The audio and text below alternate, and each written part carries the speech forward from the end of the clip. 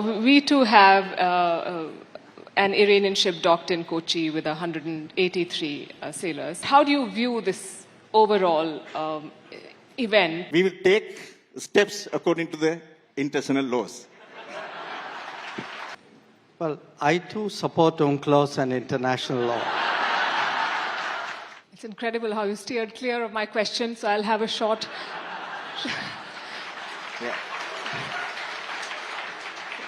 Short follow-up. It's a yes or no question. Yeah.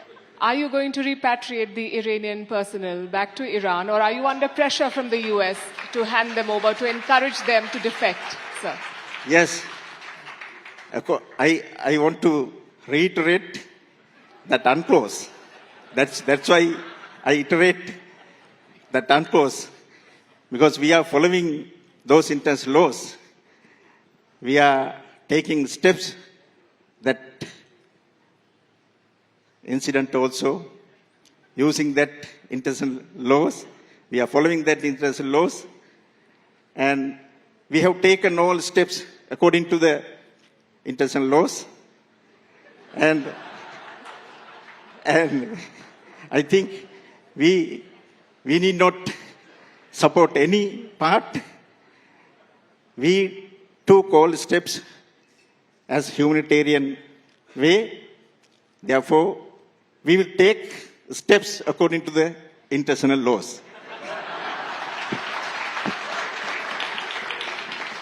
I'll take that. Dr. Jaishankar, we too have an Iranian ship docked in Kochi with 183 sailors, and India has, I know, lots of statements have been made and conversations have been had about what's happened and India's support and help. But how do you view this overall event? And I understand that India was not politically or militarily responsible for the safety of the ship, and yet it happened very close to our borders, maritime borders. Well, I too support UNCLOS and international law. So I don't want you to have any doubt on that score. But having said that, look, here's the situation. You had these ships, and we got a message from the Iranian side that one of the ships, which presumably was closest to us, to our waters at that point of time, wanted to come in to our port. They were reporting that they were having problems.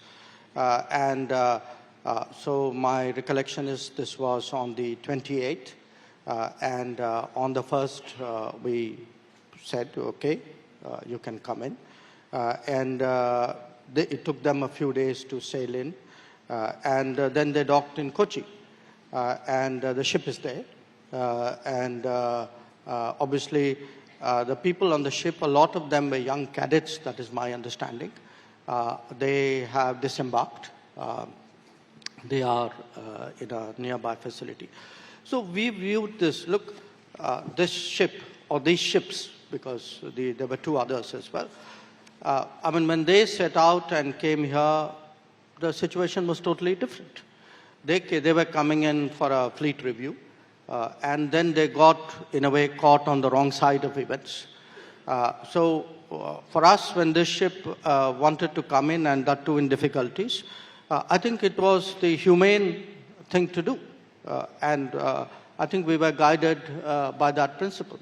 And in a sense of the other ships, one obviously had a similar situation in Sri Lanka, and they took the decision which they did, and one unfortunately didn't make it. I think where we really approached it from the point of view of, in a sense, of humanity, of other than, whatever the legal issues were, and I think we did the right thing. Right, and I understand India did the best that could have been done under the circumstances, but the criticism is that this happened in India's, and I'm quoting, backyard. And this is, we've said in the past that the Indian Ocean is in the Indian Ocean. So what does it mean for India's position as a net security provider in this region? No, look, I don't think, I think there's a lot of social media debates going on this. Social media, by its very nature, is a forum for very sharp, angular, sometimes extreme expression of views. I mean, people have a right to express that. But there is, I mean, please understand the reality of the Indian Ocean. I mean, the Diego Garcia has been in the Indian Ocean for last 5 decades. It's not something which happened last week or last month.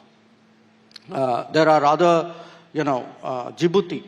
The fact there are foreign forces based in Djibouti happened in the early first decade of this century. Hambantota came up during this period. So the idea that, somehow the Indian Ocean is limited to only the countries of the Indian Ocean, others aren't there. The Fifth Fleet is based in Bahrain. So I think people, I mean, if you're asking me a serious question, I'd give you a serious reply. If you're asking me a non-serious question, I think I'll leave it. This is a non-serious question that we are not the net security provider of the region, or are we rethinking that position? No, it is. I think any serious question has to take into account what is the ground or the water situation out there.